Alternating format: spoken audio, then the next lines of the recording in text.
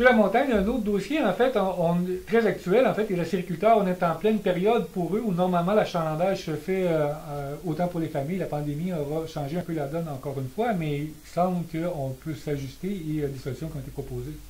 Oui, bien écoutez, nos cabanes à sucre à grandeur du Québec, l'an passé, ont été frappées de plein fouet, là, parce que contrairement à des restaurants qui ont pu réouvrir pendant l'été, bien, les cabanes à sucre, quand la période des sucres est passée, bien, leurs activités sont terminées.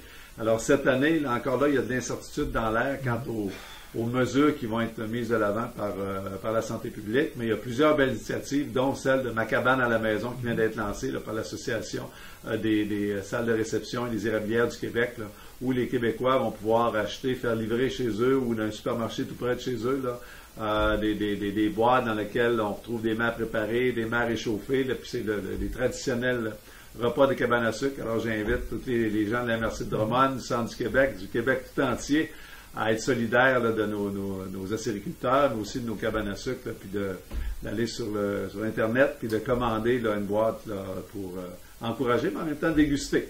À défaut d'y aller, on amène la cabane à sucre à la maison. On peut faire ça dans le cours en arrière, je pense. On peut faire ça de différentes façons. Les gens peuvent faire preuve d'imagination et d'innovation. Encore une fois, une belle idée. Le gouvernement, en fait, a donné un coup de main, justement, aux acériculteurs, une annonce qu'on a eue dernièrement. De quel ordre déjà? Oui, ben en réalité, j'ai fait une annonce, c'est en 4 volets, parce qu'on s'entend aussi, c'est que les cabanes à sucre, on en a 230 au Québec, mais il y en a qui sont des producteurs acéricoles, il y en a qui ne sont pas des producteurs acéricoles, il y en a qui font partie des circuits gourmands touristiques.